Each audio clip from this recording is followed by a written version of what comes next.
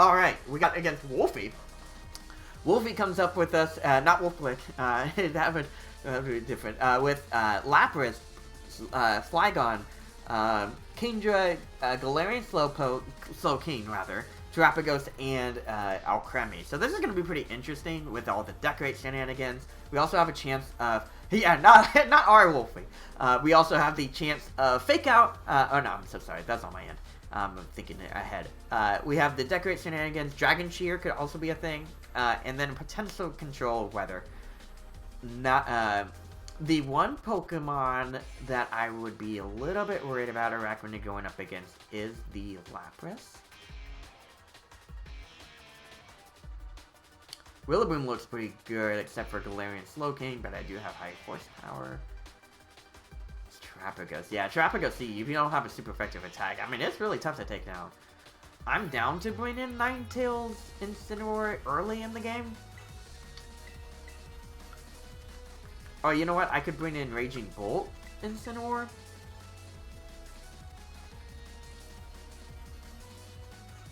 Yeah, because I can get a pretty strong Dragon-type attack off of one of the Pokemon. I'm down for that. Oh, you know what? I'm down for Primarina Incineroar with Rillaboom and Ninetales in the back, dropping Raging Bolt.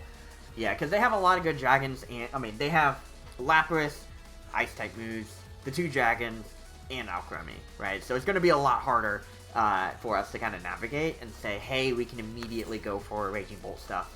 There's just so much pressure on the field. I do like its survivability against Terapagos, but it definitely is tough. Alright, so we're actually going to get Lapras and Seadra versus Incineroar and Primarina. So this does look pretty comfortable for us to fake out. We could go and fake out Kingdra and then attack Lapras, but I'm down for... I don't want Lapras to go crazy, so I'm down to fake out Lapras and then Moonblast immediately into Seadra. I can definitely see the Lapras being like the whole Dragon Shear, and I don't want you to get the Sniper boost here. So if Seadra goes for Scald, sure. I took a lot of damage actually, which isn't great. We do get the Citrus Berry, so we live for another day.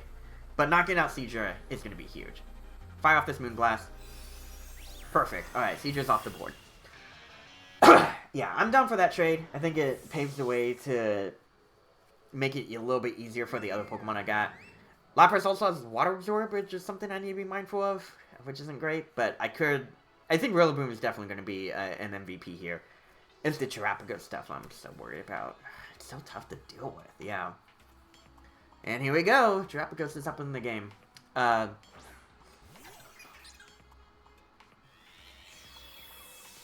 here's what we're going to say.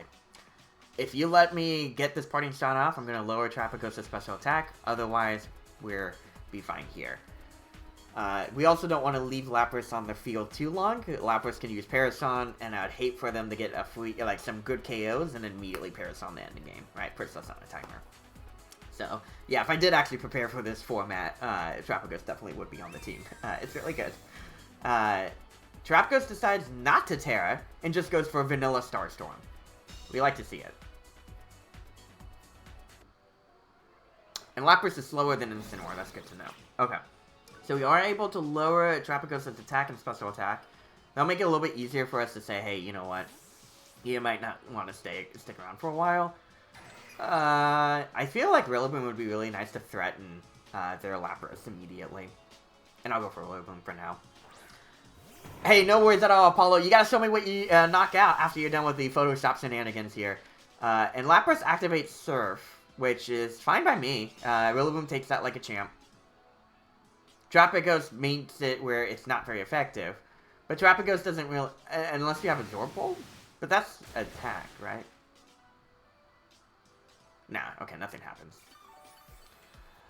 Yeah, you have leftovers. Okay, so Terapagos is built on being super defensive here. Okay. Terapagos could Terra to get rid of grassy terrain, but I have a really strong hit on Lapras with Woodhammer, and I'm down to bring in Incineroar now. I didn't get my Throat Spray activated, and knocking out Lapras early is going to be nice too. That means the following turn I have access to use Fake Out. Terapagos might be like, I don't want to Terra because I'm going to protect. I fear Fake Out. And yeah, we just get Vanilla Starstorm, which is going to be strong. Not thanks to the special attack drop, it's not that strong. And we get a Wood Hammer here. Woo! Let's go! Knocked out Lapras. We're doing great. Let's go. Some commanding KOs here. Okay. That was a great protect. I'm a great switch out. Incineroar lasting for a while. And I'm glad that we got that KO on Kingdra pretty early. So we took down 2 big threats here. Lapras is gone. Kingdra's done.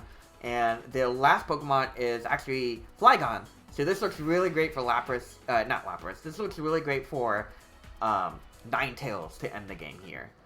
I'm down for Wood Hammer into Terrapagos and Fake Out. I think that if we knock out Terrapagos now, we're going to be in a really commanding position. And I think we can do this. Yeah, I am curious to see if they decide to protect or not. They could also use the Terra Zero deal to get rid of my terrain. But I wouldn't be too opposed to it. Because that means that Ninetales, if they knock out Incineroar, then Ninetales gets a free switch in.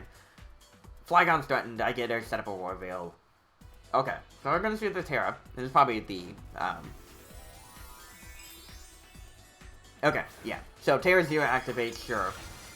But if you are attacking this turn, that means I do get a free Fake Out into Wood Hammer. Still does a lot of damage, which is always appreciated. I think the one thing I need to be mindful of with Flygon is... it just, like, pops away. That's so sad. The one thing I do need to watch... Oh, it's just Outrage. Alright, so, funny enough, I will switch into Ninetales, but it'll be a weird switch in. Does a lot of damage, which is good.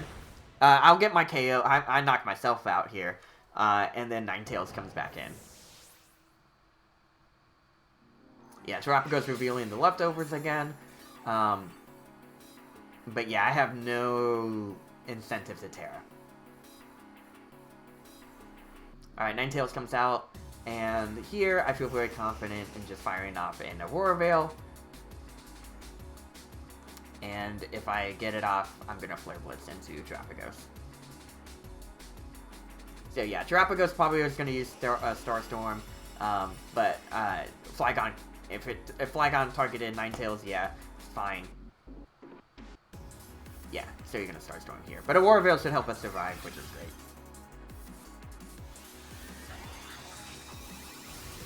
Yeah, look how little damage we took, which is perfect.